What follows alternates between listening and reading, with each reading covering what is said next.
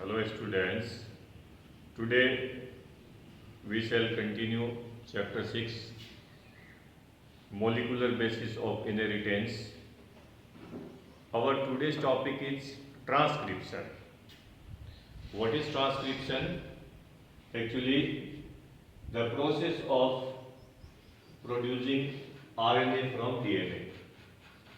The process by which RNA is produced on DNA is called a transcription.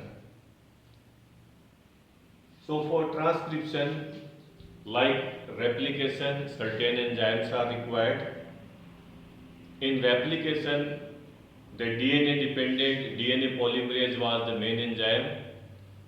In transcription, the main enzyme is DNA dependent RNA polymerase, or simply we can say RNA polymerase enzyme. So before we proceed, we have to understand that actually what part of DNA perform what function. So the part of DNA which help in transcription, we call them transcription units. So on DNA, there are three main regions which functions as transcription units.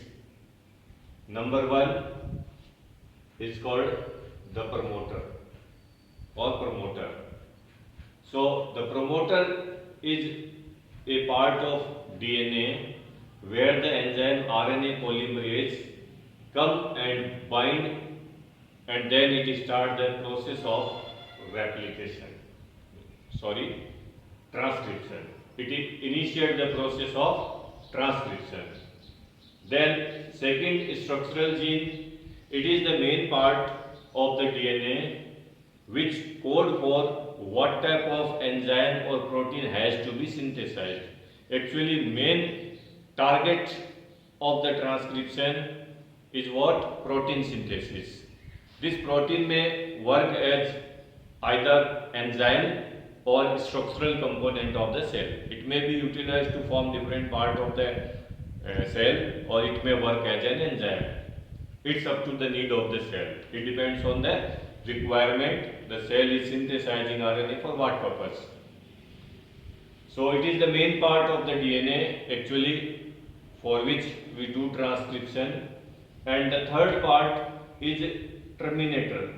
Actually, it is the non-coding sequence on the DNA which ends the process. When the RNA polymerase enzyme reaches to this part, it separates from the DNA template.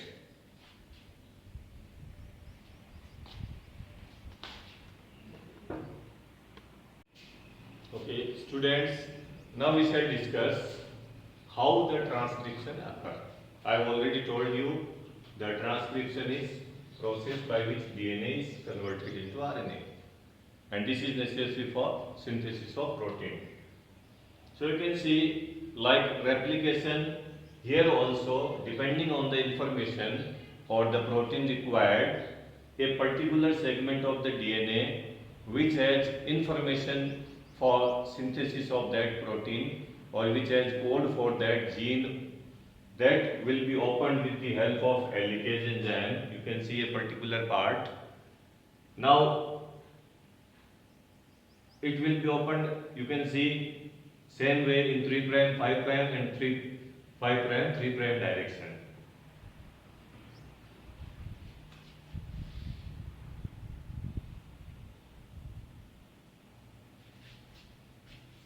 So actually there is a difference in replication and transcription.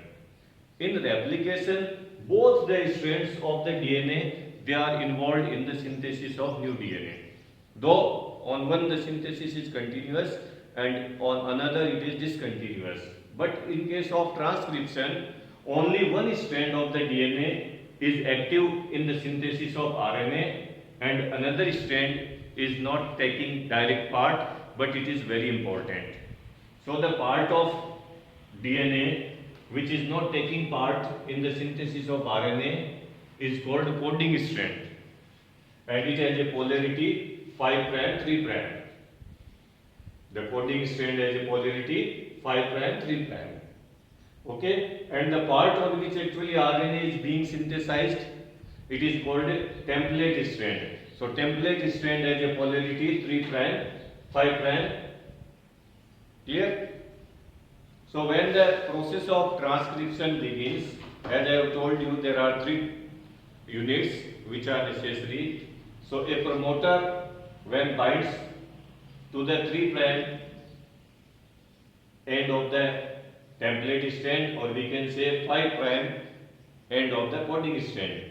So here the process of transcription begins, and then the structural gene is present after this.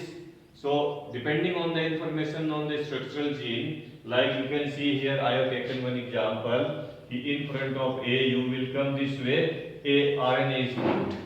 This RNA has genetic code which will code for particular amino acid, and then it will later on help in the synthesis of protein, and that process is called translation, that we will study in our next segments.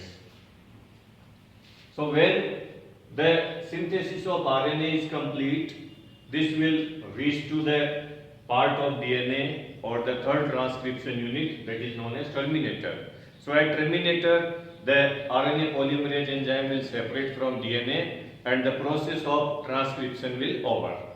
And now a newly formed RNA, which we call nascent RNA, will separate in the cytoplasm and it will take part in the next processes of translation. Thank you.